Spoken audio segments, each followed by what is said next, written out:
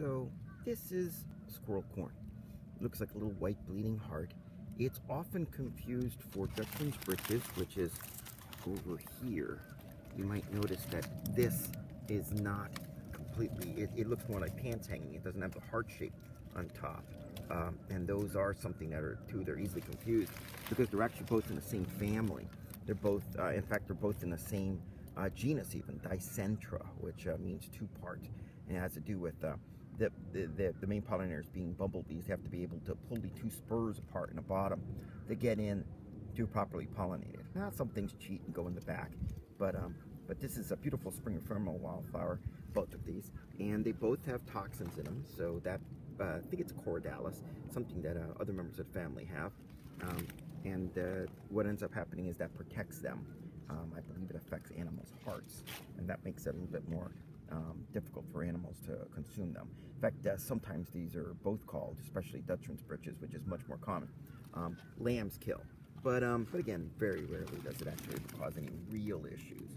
But it is something that some people sometimes do call it that.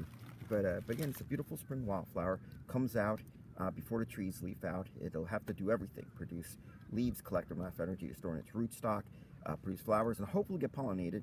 It then produces seeds, and hopefully all this happens before the trees leaf out, because then it dies back. It senesces.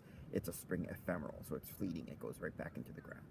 And then the next year it'll come back up again, of course. But the seeds that are left over are attractive to, in both these species and many other spring species, are myrmecoccus plants. Those are things that are dispersed by ants. And so they grow something called an elaiosome on the seed coat. And this elaiosome, this little attachment, is something that ants love because of the proteins and lipids, and some plants even give away pheromones. And so the ants take it back to the nest. They pull off the elaiosome, which is what they eat, discard the seed, and in doing so, they plant it into their own little trash areas, which are rich. They've been moved, they've been planted, they're not protected from predators.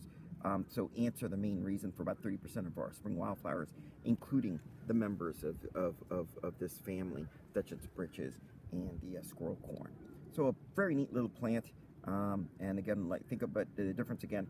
This looks like white bleeding hearts, got heart-shaped flowers, whereas in the Dutchman's breeches, which is much more common and usually blooms a week or so earlier, has more pants-like type of thing hanging from the clothesline, which is how it gets its name. Thus, the difference between these two plants.